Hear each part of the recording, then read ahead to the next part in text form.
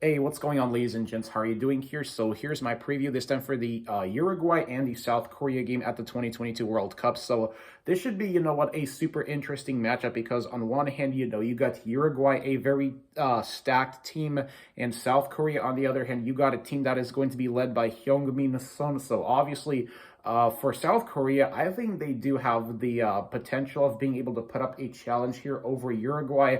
However, I think Uruguay definitely has the edge over South Korea, if I'm being honest here, just because you look at Uruguay, they are another nation that I hope goes far at the World Cup, especially with the new quality of talents they have in their squad with Darwin Nunez, with Federico Valverde, obviously, who's starting to become like arguably the best midfielder in the world because his performance, obviously, for Real Madrid has been super breathtaking. That Valverde, he's without a doubt a future Ballon d'Or winner.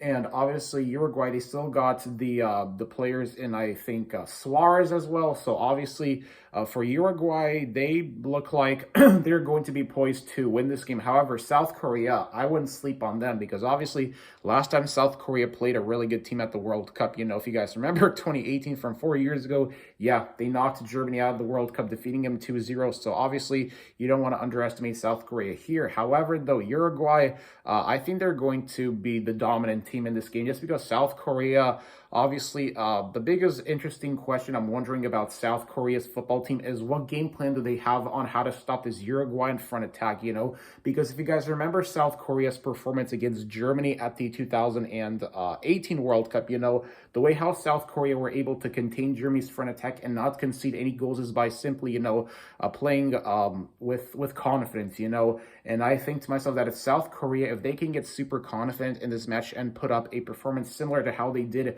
against Germany at the 2018 World Cup, then yeah, I can see South Korea pulling off a potential upset here over Uruguay. However, I don't think that's really the case. But, looking at South Korea's performance against Germany, South Korea's goalkeeper, first of all, was super brilliant in that game. I think it's going to also determine how good South Korea's keeper can handle,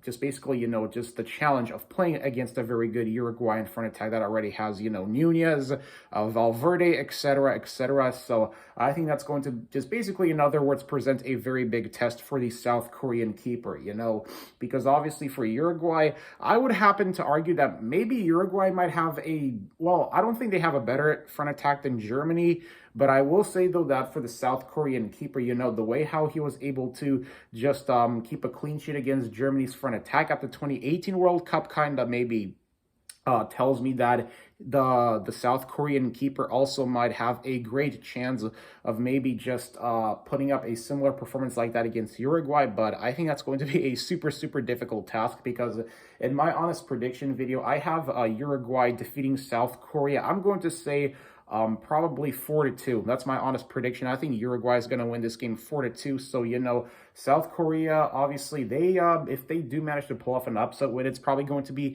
another crazy upset since possibly the craziest upset that I've seen since, South Korea, since they defeated Germany 4 years ago. But I mean, I think it's a very slim chance that South Korea can pull off an upset here. But hey, we'll see what happens here. Let me know what your prediction is in the comment section below. So take care, ladies and gents.